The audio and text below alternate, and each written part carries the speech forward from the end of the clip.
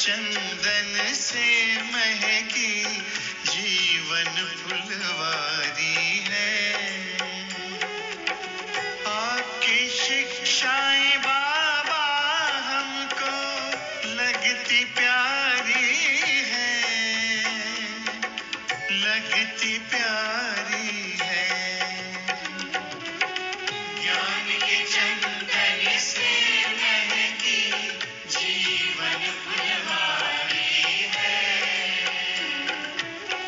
ज्ञान के चंदन से महकी जीवन फुलवारी है।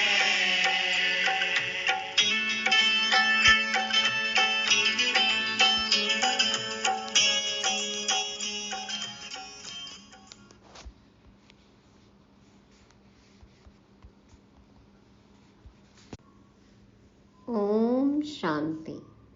बाप समान निराकारी, निरहंकारी, खुश रहने वाले बेफिक्र बादशाहों को गॉडली मॉर्निंग। ज्ञान सागर के ज्ञान की क्या कमाल है। हम क्या से क्या बन जाते हैं, लंबी लिस्ट हो सकती है।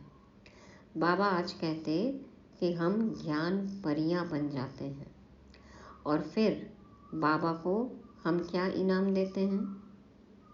हम कुछ दे सकते हैं, बाबा को दे सकते हैं। बाप पर पूरा पूरा बलिहार जाना, 100% उनके श्रीमत पर चलना, सिर्फ एक बाप को ही याद करना, ये है बाप की कमाल का रिटर्न। अब बताएं, दे सकते हैं या नहीं दे सकते? तो खुद हमें चेक करना है। एक होता है हेल्दी और एक ब्यूटीफुल। सतयुग में हम दोनों होंगे, नेचुरल ब्यूटी होगी। इसके लिए हमें ज्ञान और योग दोनों पर पूरा पूरा ध्यान देना है।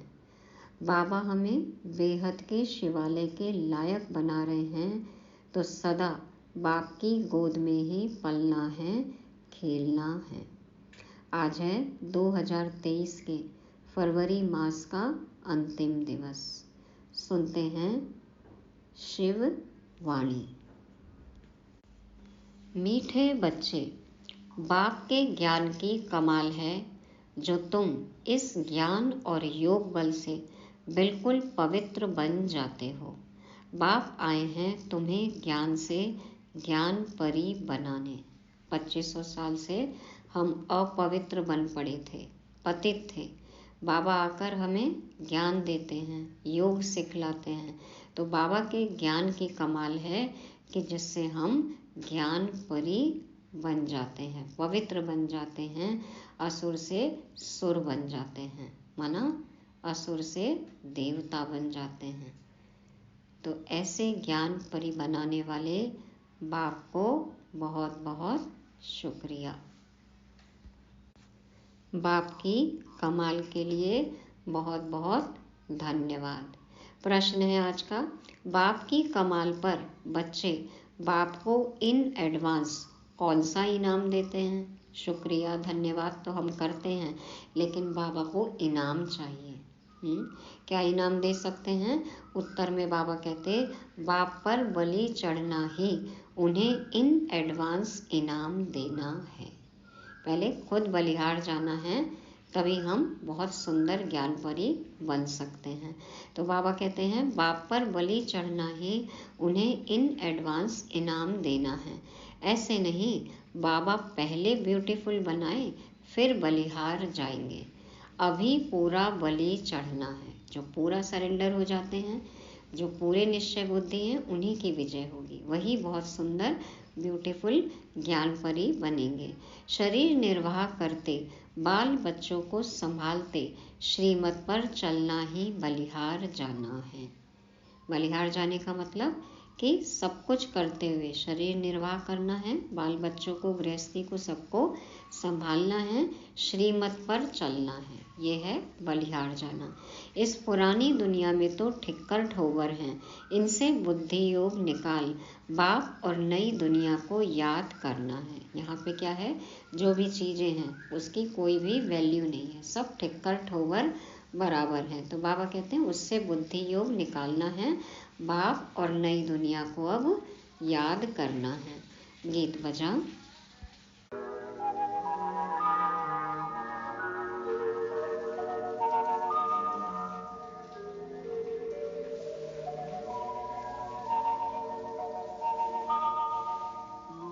प्यार का सागर है, तू प्यार का सागर है, तेरी एक बूंद के प्यासे हम, तेरी एक बूंद के प्यासे हम, लौटा जो दिया तूने, लौटा जो दिया तूने, चले जाएंगे जहाँ से हम, चले जाएंगे जहाँ से हम।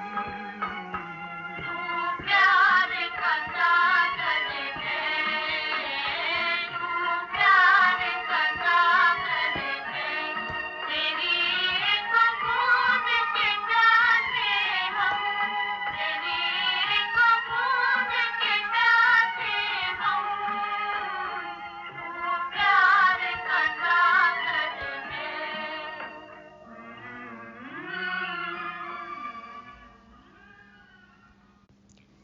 ओम शांति।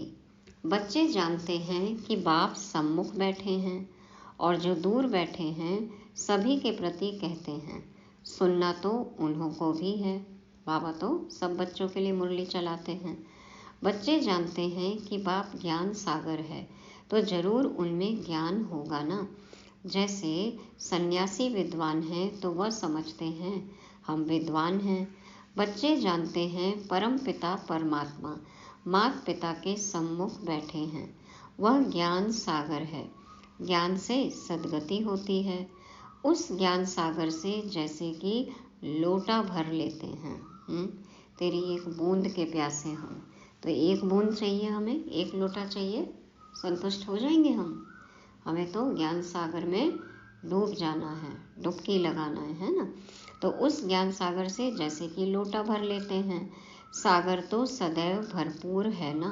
सागर से कितना पानी सारी दुनिया को मिलता रहता है, कभी घुटता नहीं, अथाह पानी है। देखो संपूर्ण से कितना भी निकालो वो फिर भी संपूर्ण ही रहेगा। सागर से कितना भी पानी निकाल लो, सागर फिर भी भरपूर रहेगा। तो सागर से कितना पानी सारी दुनिया को मिलता रहता है, कभी घुटता नहीं, अथाह पानी है। तो बाप भी है ज्ञान का सागर। जब तक जीते हैं उनसे ज्ञान सुनते ही रहते हैं। वह सदा भरपूर है। थोड़े से ज्ञान रत्न दे देते हैं जिससे सारी सृष्टि सद्गति को पाती है। वह है ज्ञान का सागर, शांति का सागर, सुख का सागर। उनके संग से पतित से पावन बनते हैं। तुम हो ज्ञान गंगाएं, मान सरोवर होता है ना। सरोवर एक बड़ा तालाब है, वह भी कैलाश पर्वत पर दिखाते हैं। कैलाश मान सरोवर, देखो भक्ति में कितना नाम है, कितना मान है। तो बाबा कहते हैं कैलाश पर्वत पर दिखाते हैं। समझते हैं बड़ा सागर है जिसमें डुबका मारने से मनुष्य परी बन जाते हैं। मानसरोवर में डुबकी लगाएंगे तो परी बन जाएंगे। परियों का अर्थ तो समझ नहीं सकते। परियां बहुत शोभनीक होती हैं।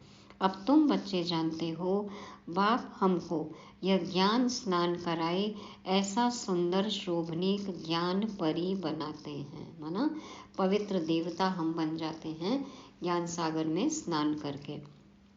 तो बाबा कहते हैं कि तुम बच्चों को यह पता है कि बाबा हमको ज्ञान स्नान कराए ऐसा सुंदर शोभनीक ज्ञान परी बनाते हैं। वहाँ तो नेचुरल ब्यूटी होती है। यहाँ काजल क्रीम आदि लगाए श्रृंगार करते हैं। देखो कितनी कॉस्मेटिक इंडस्ट्रीज़ है यहाँ पर, कितना कॉस्मेटिक सर्जरी हो रही है। तो ये तो कलयुग है। बाबा कहते हैं सतयुग में होगी नेचुरल ब्यूटी। यह है आर्टिफिशियल ब्यूटी। कलयुग में है आर्टिफिशियल ब्यूटी। तत्व ही तमो प्रधान है, वहाँ तत्व भी सतो प्रधान होते हैं। देवताओं जैसे शोभनीक कोई हो नहीं सकते। यहाँ की ब्यूटी में हेल्थ तो नहीं रहती। यहाँ की जो ब्यूटी है उसको हेल्दी कहेंगे? हेल्दी है तन मन। तो बाबा कहते हैं यहाँ की ब्यूटी में हेल्थ तो नहीं रहती, वहाँ तुम्हारी हेल्थ भी अच्छी और ब्यूटी भी रहती है। निरोगी काया होती है और तत्व इतने सुंदर, तो कंचन सी काया भी रहती है, पवित्र रहती है। तो बाबा कहते हैं कि यहाँ तुम्हारी क्या है, ब्यूटी में हेल्थ नहीं है, और सतयुग में हेल्थ भी अच्छी और ब्यूटी भी रहती है। बच्चे समझते हैं बाबा तो कमाल कर देते हैं। मनुष्य बड़े बड़े मार्बल की मूर्तियाँ बनाते हैं अथवा अच्छे आर्ट से चित्र बनाते हैं तो उनको बहुत इनाम मिलता है। अब विचार करो, बाप ज्ञान और योग बल से हमको क्या से क्या बना देते हैं। यह तो बाप कमाल करते हैं। जिसकी रचना इतनी सुंदर, वो कितना सुंदर होगा। तो बाबा की कमाल है। देखो ज्ञान और योग की कितनी बड़ी बलिहारी है। कमाल है। बाबा के ज्ञान बल से आत्मा बिल्कुल ही पवित्र हो जाती है। 5 तत्व भी प्योर हो जाते हैं, जिससे नेचुरल ब्यूटी रहती है। नई दुनिया और पुरानी दुनिया में फ़र्क तो रहता है ना। हर एक चीज़ सतो प्रधान, सतो रजो तमो होती है। दुनिया भी ऐसे होती है। जैसे जैसे मनुष्य ऐसे फिर उनके लिए वैभव रहते हैं। जैसे जैसे सतो प्रधानता तो वैसे ही वैभव, फिर सतो रजो तमो तो वैसे वैभव हो जाते हैं। साहूकार के लिए वैभव भी अच्छे होते हैं ना। गरीब के पास ठिक्कर ठोबर होते हैं। अब साहूकार हैं तो उनके महल माड़ियाँ फर्नीचर आदि सब अच्छे होंगे। गरीब हैं तो उनके पास साधारण होंगे। तो इस पुरानी दुनिया में भी ठिक्कर ठोबर हैं। नई दुनिया में सब कुछ नया होगा। तो कितना मोस्ट बिलीवेड बाबा है, उनकी हम महिमा करेंगे।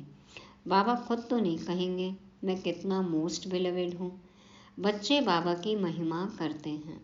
बाप कहते हैं मैं तुमको ज्ञान योग से क्या बनाता हूँ। बाबा को फिर क्या इनाम मिलता है? बाबा कह रहे हैं मैं सेवा पर आता हूँ, मैं तुमको ज्ञान परी बनाता हूँ। इतना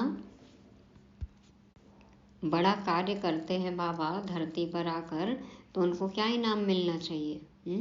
बाबा पूछते हैं मुझे क्या इनाम मिलता है? इन एडवांस ही बाबा को इनाम देते हैं, अर्थात उन पर बलि चढ़ते हैं। गाते भी हैं तुम पर बलिहार जाऊं। तो ज़रूर इन एडवांस बलिहार जाएंगे ना। पहले हम बलिहार जाएंगे, तब बाबा हमारे ऊपर काम करना चालू करते हैं। एक बार तो बाबा का परिचय मिलता है, फिर हम संपूर्ण बलि चढ़ जाते हैं, तब फिर बाबा देखो कितनी सुंदर ज्ञान परी बना देते हैं। बाबा की कमाल है। तो बाबा कहते हैं गाते भी हैं तुम पर बलिहार जाऊं। तो जरूर इन एडवांस बलिहार जाएंगे ना। ऐसे थोड़ी पहले बाबा ब्यूटीफुल बनावे, फिर बाद में तुम बलिहार जाएंगे। बलिहारी भी पूरी चाहिए, वह भी राज समझाया है।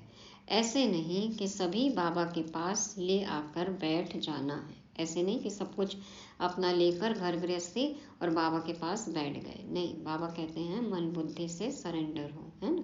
हम जब खुद को सरेंडर करेंगे, न्यौछावर करेंगे, बलिहार जाएंगे, तभी तो आगे का कार्य चालू होएगा ना। तभी तो बाबा हमारा मेक ओवर करेंगे। तो बाबा कहते हैं पहले इन एडवांस बलिहार जाना है, फिर बाबा ब्यूटीफुल बना देते हैं। तो बाबा कहते हैं ऐसे नहीं कि सब कुछ लाके बाबा के पास बैठ जाना है। क्या करना है हमें? तुमको श्रीमत पर चलना है। बाबा कहते हैं ना घर गृहस्थी में भल रहो, शरीर निर्वाह अर्थ जो भी करना है करो, लेकिन सिर्फ श्रीमत पर चलना है। वह है सर्व आत्माओं का बाप, उनको आत्माओं का रचयिता नहीं कहेंगे। एक एक आत्मा को बैठ के नहीं रचा है बाबा ने। सृष्टि का रचयिता व स्वर्ग का रचयिता कहेंगे। बाकी आत्मा और यह खेल तो अनादि है। आत्मा, परमात्मा, प्रकृति ये तो बनी बनाई है ना, अनादि है।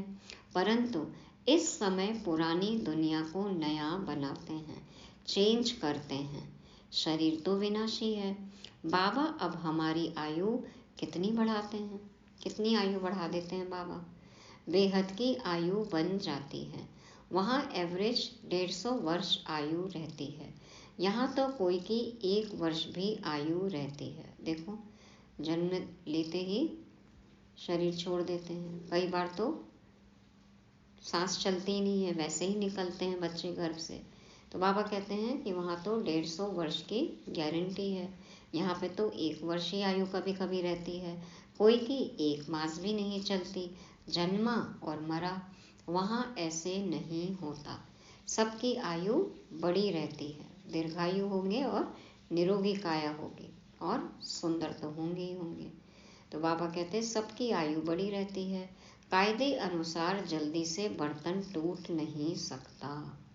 कई बर्तन तुरंत चटक जाते हैं नए नए में। बाबा कहते हैं ऐसा वहाँ पर नहीं है। बर्तन जल्दी से नहीं टूट सकता, माना जल्दी शरीर नहीं छोड़ सकते। तो बाप समझाते हैं अब बहुत मेहनत करनी है।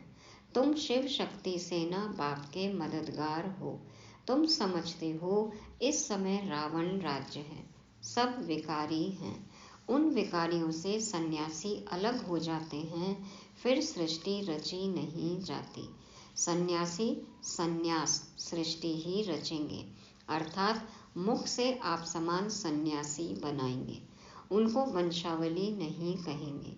वंशावली गृहस्थ आश्रम में रहते हैं। सतयुग में वंशावली फूल जैसी होती है। सन्यासियों की वंशावली नहीं हो सकती।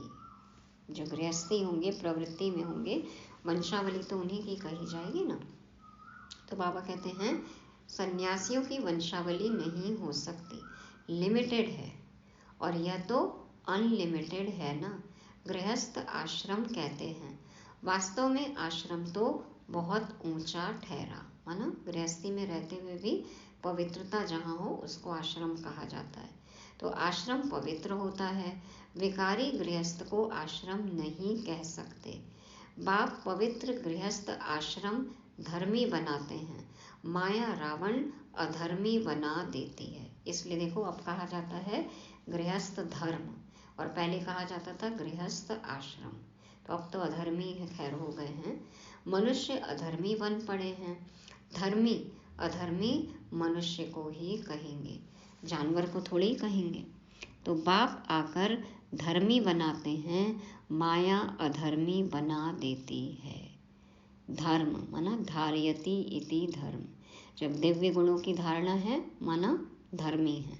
जब आसुरी अवगुण आ जाते हैं तो अधर्मी हो जाते हैं। बाबा कहते हैं माया अधर्मी बना देती है, परंतु उनको जानते नहीं हैं। जैसे ईश्वर को नहीं जानते, वैसे माया को भी नहीं जानते। परमात्मा के लिए कह देते सर्वव्यापी है, परंतु सर्वव्यापी तो 5 विकार हैं। इस समय भक्त सब बाप को याद करते हैं, अर्थात सब में भगवान की याद है। ऐसे नहीं कि वह सर्वव्यापी है। 5 विकार ही दुख देते हैं। तो भक्त भगवान को याद करते हैं, बहुत दुखी हैं। फिर कह देते हैं दुख सुख भगवान ही देते हैं। रावण का नाम ही भूल जाते हैं, और माया फिर संपत्ति को समझ लेते हैं। संपत्ति तो धन को कहा जाता है। इस समय सभी मनुष्य माया रावण के मुरीद हैं, माना काम क्रोध लोभ मोह अहंकार के गुलाम हैं। तुम आकर ईश्वर के मुरीद बने हो। हमने बाबा की शरण ली ना, बाबा के बच्चे बने हैं। वह रावण के दुख का वर्षा लेते हैं, तुम बाप से सुख का वर्षा लेते हो। बाप आकर के माताओं को गुरु पद देते हैं। देखो तभी कहा जाता है कि माता प्रथम गुरु होती है। तो यहाँ कहते हैं पति स्त्री का गुरु है, परंतु वह तो और ही पतित बना देते हैं। द्रौपदी ने भी कहा ना, हमारी लाज रखो। अब बाप कहते हैं इन कन्याओं द्वारा ही उद्धार करूँगा। कन्या का गायन है, कुमारी वह जो पियर और ससुर घर का 21 जन्मों के लिए उद्धार करे, है ना, ऐसा ज्ञान दे सबको जिससे सब आत्माएं 21 जन्मों का वर्षा पाएं। तो कन्या का ऐसा गायन है। इस समय तुम कन्याएं बनती हो ना, माताएं भी कुमारी बन जाती हैं। देखो, ज्ञान समझ में आ जाए तो अधर कुमारी कहलाने लगती है ना। तो ब्रह्मा कुमारियां हो ना, तो इस समय की तुम्हारी महिमा चली आती है। कुमारियों ने कमाल की है। बाप ने ही कुमारियों को अपना बनाया है, तो नाम बाला करना है। माताएं भी ईश्वरीय गोदले कुमारी बन जाती हैं। बाबा कहते हैं माताएं भी ईश्वरीय गोदले कुमारी बन जाती हैं। तो कन्याओं की महिमा वैसे तो सिर्फ गायन मात्र है। अब फिर प्रैक्टिकल में तुमको बाप जगाते हैं। बाप ने कुमारियों को अपना बनाया है। सीढ़ी चढ़ फिर उतरना मुश्किलात हो जाती है। अपवित्रता की सीढ़ी चढ़ गए तो फिर उतरने में कितनी मुश्किलों का सामना करना पड़ता है ना, कितने अत्याचार होते हैं, विरोध होता है। अभी भी देखते हैं तो कहते हैं ना, नाहिक शादी की। अब जिसको ज्ञान समझ में आ जाता है, जो अभी माताएं हैं, बहनें हैं, जो माताएं हैं या जो युगल हैं, जो पुरुष भी हैं, वो भी कहते हैं ना, पहले समझ में आ जाता, पहले बाबा मिल जाते तो हम शादी ही नहीं करते, ये सीढ़ी क्यों चढ़ते। सबके मुख से एक न एक बार तो ये चीज़ निकलता ही है, लेकिन फिर ज्ञान समझ में आता है कि ड्रामा में ऐसा ही था। इस समय ही बाबा मिलना लिखा था। जो पुरानी कार्मिक अकाउंट है जिन आत्माओं के साथ, वो क्लियर तो करने ही थे, तो सब चीज़ फिक्स है। तो अब तो वो शिकायत कर नहीं सकते, लेकिन फिर भी मन तो यही करता है कि पवित्र रहते। पहले बाबा मिले होते तो शादी क्यों करते। तो अभी भी कहते हैं नाहिक शादी की। फिर बच्चे पैदा होने से मोह की रग जुट जाती है। तो कई बार परिवार की मजबूरी वश भी निभाना पड़ता है। बच्चे हैं, गृहस्थी है, तो मोह है। तो बाप समझाते हैं आधा कल्प कन्या को शादी कराए भिखारी बनाया है। अभी बाप आया हुआ है, कहते हैं पवित्र बनो। देखते हो पवित्रता में सुख भी है तो मान भी है। दुनिया झुकती है। सन्यासियों का कितना मान है, बंधन मुक्त हो जाते हैं। वह है पवित्रता का बल, वह कोई योग का बल नहीं है, क्योंकि परमात्मा से तो योग नहीं है ना उनका। तो योग बल सिर्फ तुम्हारे पास है। उन्हों का तो है तत्व से योग, जहाँ रहते हैं। तो ब्रह्म तत्व से योग लगाते हैं वो। जैसे 5 तत्व हैं, वैसे वह फिर छठा तत्व है। उनको ब्रह्म ईश्वर कह देते हैं, इसलिए उनका योग आर्टिफिशियल है, क्योंकि असल बात का तो पता ही नहीं है, असल परमात्मा को जानते ही नहीं है। उस योग से विकर्म विनाश नहीं होते, इसलिए गंगा स्नान करने जाते हैं। अब हम ज्ञान स्नान करते हैं तो हमें गंगा स्नान करने की कभी मन में आती है? कभी नहीं आती। लेकिन वो ब्रह्म से योग लगाते हैं, विकर्म विनाश होते नहीं हैं, इसलिए उनको लगता है कि गंगा भी नहा लें, तो गंगा स्नान करने जाते हैं। अगर निश्चय होता कि योग से पावन बनते हैं तो फिर गंगा स्नान नहीं करते। इससे सिद्ध होता है कि उन्हों का योग कायदे के विरुद्ध है। जैसे हिंदू कोई धर्म नहीं है, वैसे ब्रह्म भी ईश्वर नहीं। रहने के स्थान को ईश्वर समझ लेते हैं। यह बाप आकर समझाते हैं तो कुमारियाँ समझा सकती हैं। हम भी के इस भारत को स्वर्ग बनाते हैं, वर्ल्ड ऑलमाइटी अथॉरिटी राज्य बनाते हैं। बाप कहते हैं माताओं का नाम बहुत बाला करना है। देखो, जब बाबा आए तब उस समय भारतीय समाज में स्त्रियों का इतना मान नहीं था, नाम तो बहुत दूर की बात है। तो बाबा कहते हैं कि अब माताओं का नाम बहुत बाला करना है। तो बाबा ने आकर ज्ञान का कलश माताओं के सिर पर रखा, वंदे मातरम कहा। तो बाबा कहते हैं इस काम में पुरुषों को इसमें मदद करनी चाहिए। या पवित्र रहना चाहती हैं तो पवित्र रहने दो। तो बाप आकर पहले माताओं और कुमारियों को ज्ञान देकर अपना बनाते हैं। शिववंशी तो सब हैं ही, फिर ब्रह्मा कुमार और कुमारियां बनते हैं। कुमार भी हैं परंतु थोड़े, कुमारियां जास्ती हैं। तभी सब कहते हैं ना, देखो संस्था का नाम ब्रह्मा कुमारी क्यों है। कई तो समझते हैं कि यहाँ सिर्फ बहनों का ही काम है, लेकिन बाद में पता चलता है ना कि इतने भाई भी हैं, वो भी तो बैकबोन है ना। तो कुमारियाँ जास्ती हैं, कुमार थोड़े हैं। तुम्हारे यादगार का मंदिर भी यहाँ एक्यूरेट है। दिलवाड़ा मंदिर की बात करते हैं बाबा। मनुष्य समझते हैं विकार बिगड़ सृष्टि कैसे पैदा होगी। बाप कहते हैं अभी यह दुखदाई पतित सृष्टि नहीं चाहिए। ये धरती एक भी नई आत्मा का बोझ सहने को तैयार है क्या? अभी उस लायक है? तो लोग कहते हैं यदि विकार में नहीं जाएंगे तो सृष्टि कैसे चलेगी। तो बाबा कहते हैं अब तो ऐसी दुखदाई पतित सृष्टि चाहिए ही नहीं। बचाना क्यों है अब इस सृष्टि को? तो जरूर पवित्र रहना पड़े। पवित्र रहेंगे तो सृष्टि अपने आप चलेगी, तब बच जाएगी। बाप कहते हैं अभी यह दुखदाई पतित सृष्टि नहीं चाहिए, तो जरूर पवित्र रहना पड़े।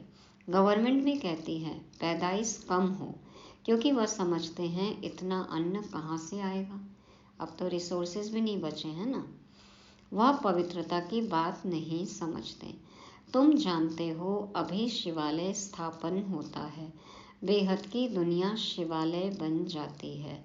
उन्होंने तो एक मंदिर का नाम रख दिया है शिवालय, वह हो गया हद का शिवालय। यह बनता है बेहद का शिवालय, सारा स्वर्ग शिवालय कहेंगे। पाप के द्वारा स्थापन की हुई दुनिया शिवालय।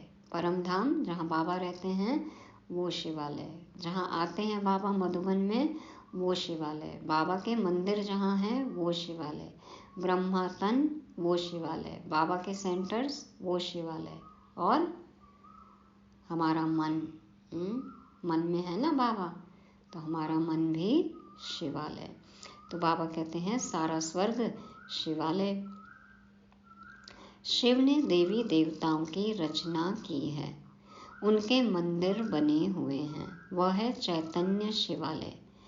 फिर यह वेश्यालय बनता है। चैतन्य देवताओं के जड़ मंदिर बनाकर उन्हों को फिर विकारी लोग पूजते हैं। शिवालय शिव बाबा बनाते हैं। मददगार हैं शिव शक्ति पांडव सेना।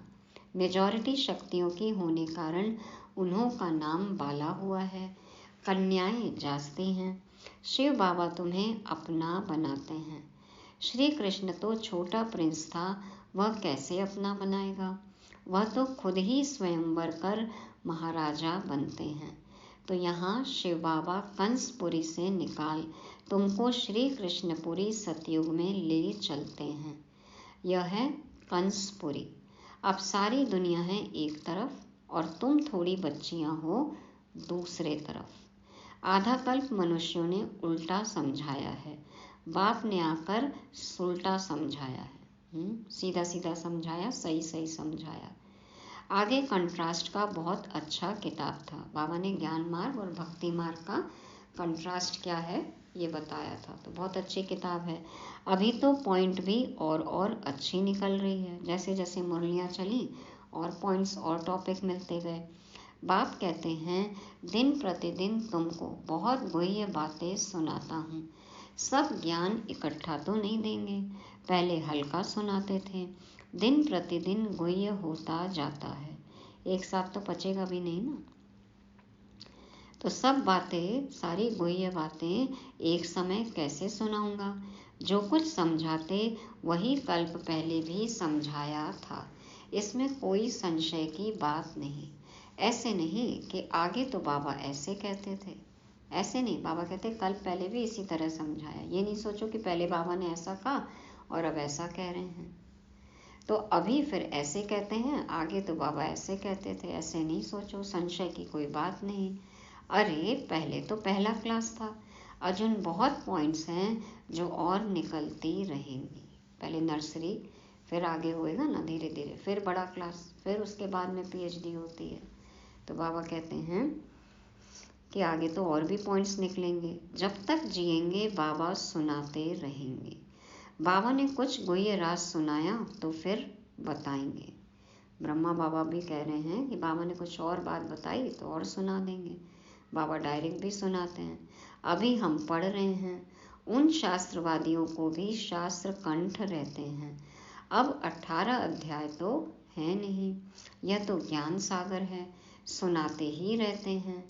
वह बाप ही ज्ञान का सागर, आनंद का सागर, शांति का सागर है। इस दुनिया में तो कुछ भी नहीं है। क्या नहीं है?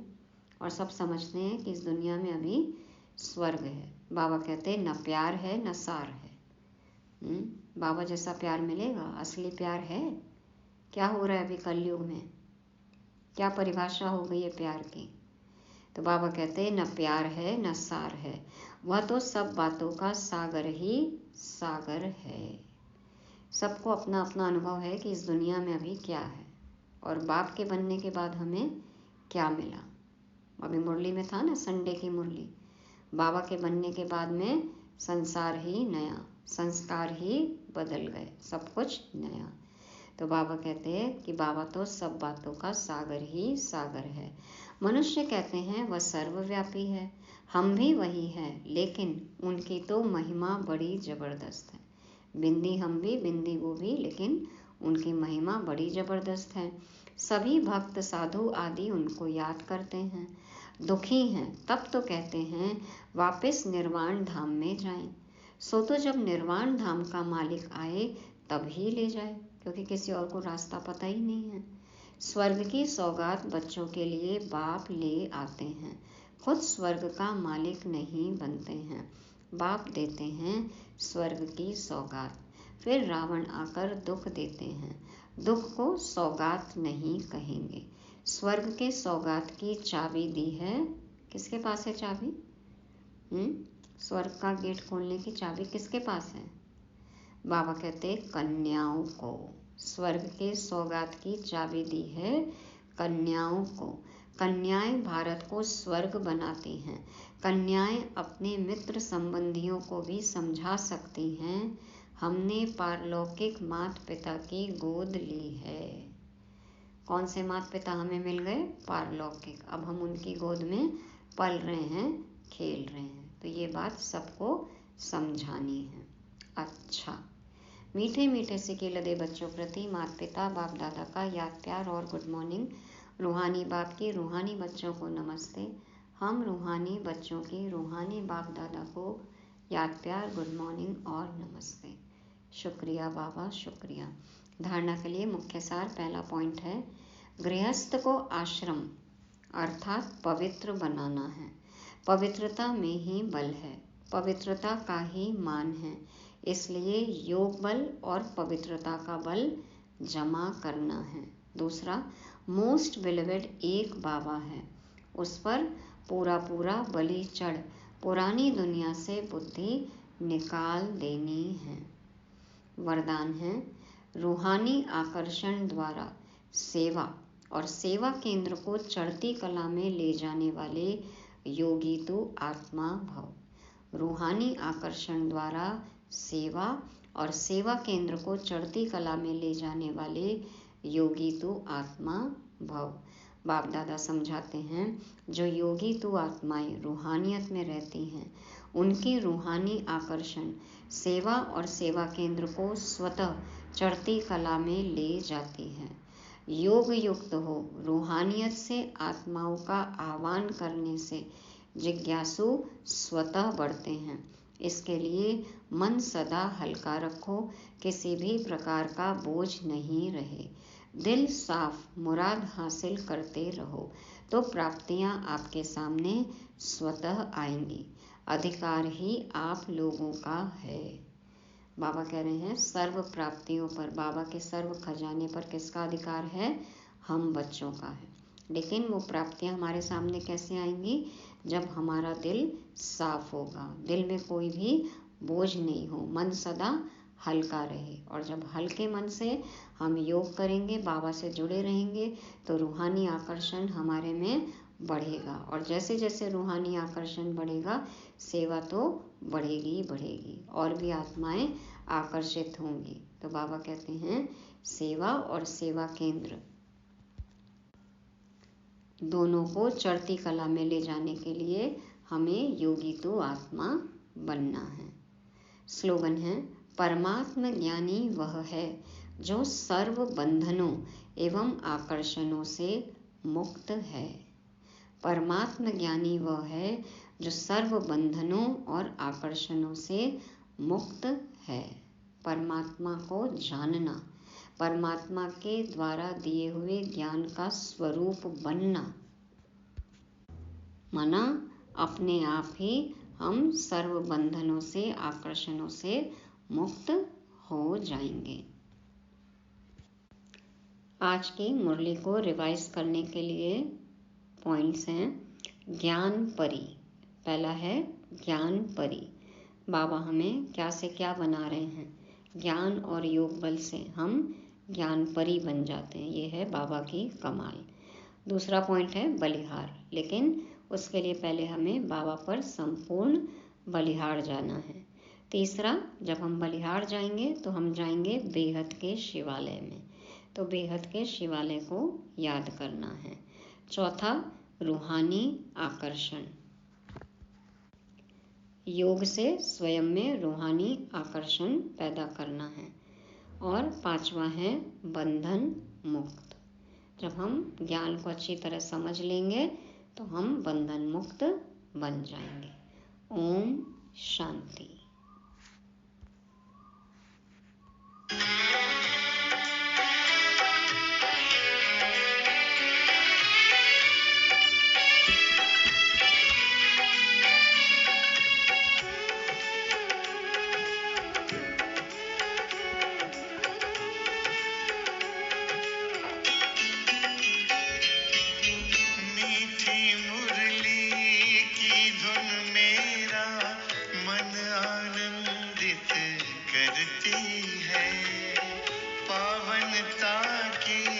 खुशबू मन को सुख शांति से भरती है।